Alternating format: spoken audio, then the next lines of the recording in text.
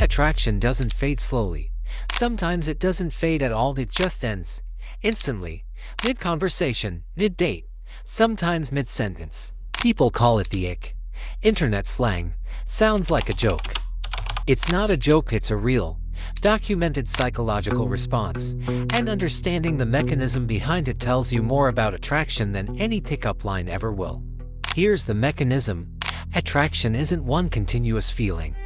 It's a running tally, updated constantly, based on tiny data points your brain is collecting whether you're aware of it or not. Most of the time, that tally moves slowly. The good conversation nudges it up a little, and awkward pause nudges it down a little. The ick is what happens when one single data point is so far outside the pattern that your brain doesn't nudge the tally, it resets it to zero. It's not really about the specific thing that happened. It's about the break in pattern it represents.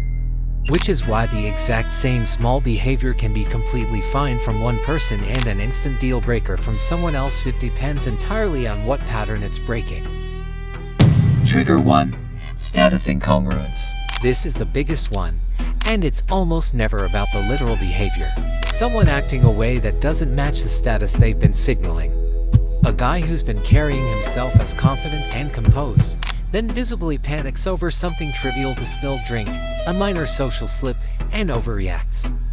The overreaction itself isn't even that bad. What breaks the pattern is the gap between the composed version being presented and the person now visibly falling apart over something small. The lesson here isn't never make mistakes.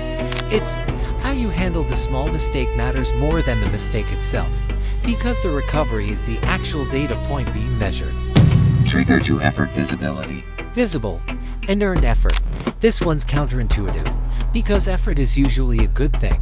The difference is between effort that reads as care and effort that reads as anxiety. Someone visibly, nervously over-explaining themselves, or trying noticeably hard to be impressive in a moment that didn't call for it, that visible strain is itself the break-in pattern. Because comfortable, secure behavior doesn't need to prove anything in real time. This connects to something worth understanding broadly. The appearance of not needing the outcome reads as more attractive than the appearance of chasing it, and not because indifference is appealing, but because visible need is itself the pattern break that triggers the reset. Trigger 3. Misaligned empathy. And this is the one that gets the most discussion online, a reaction that reveals a values mismatch in real time. How someone treats a waiter, how someone reacts to a stranger's minor inconvenience, how someone talks about an ex. These aren't really about the specific incident. They're a live data sample of a value system, delivered faster and more convincingly than anything someone could say directly about themselves. This is why the ick so often shows up around small, seemingly irrelevant moments instead of big obvious red flags. Small moments are unguarded. Big moments get managed and performed. The unguarded ones are the actual signal. How to actually use this. So what do you actually do with this? Not perform perfectly and hope nothing breaks the pattern. That's exhausting, and it's not sustainable past the first few dates or interactions anyway. What actually works? Build a baseline that's genuinely you, not a performed version, because the ick almost always comes from a gap between presentation and reality, not from any single flow on its own. If your baseline is authentic instead of curated, there's no gap to suddenly reveal. The mistakes that happen are just you being consistent instead of a crack in a mask.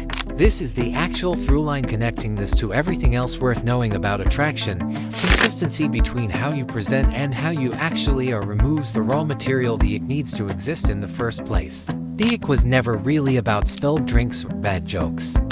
It's a pattern break detector, and the fastest way to stop triggering it isn't more polish, it's less gap between the version of you being presented and the version that's actually real.